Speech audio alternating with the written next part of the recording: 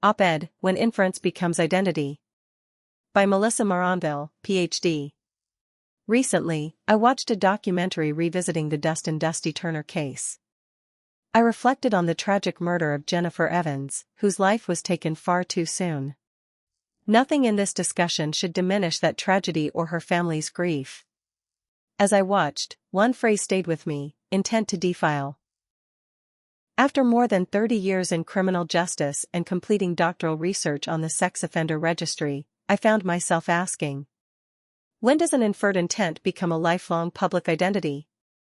This is not about relitigating Turner's conviction. It is about how the justice system classifies people, how the public interprets those classifications, and whether those labels truly help protect children. Virginia law identifies abduction with intent to defile as a sexually violent offense. Should a conviction involving inferred sexual intent carry the same lifelong public identity as one involving proven sexual conduct? The registry was created for public safety. Yet the public often assumes that everyone listed committed the same type of offense, presents the same danger, and carries the same likelihood of reoffending. Research does not support treating all registrants as a behaviorally identical group. During my doctoral study, law enforcement officers described a registry burdened by broad classifications, fragmented laws, staffing shortages, administrative demands, and limited resources. They also described a reactive system that can create a false sense of security while online grooming, encrypted communications, child sexual abuse material, and technology-facilitated exploitation continue to expand. The registry is largely offense-based, not risk-based. A conviction may determine whether someone must register, but it does not always communicate current risk, behavioral patterns, victim profile, access to potential victims, treatment progress, or likelihood of reoffending.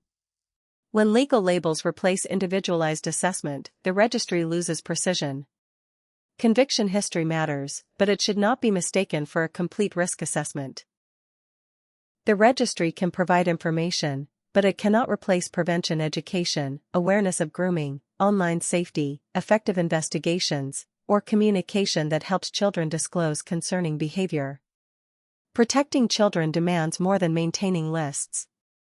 It requires prioritizing present risk, strengthening investigations, investing in technology, training officers, educating families and communities, and measuring whether our policies reduce victimization.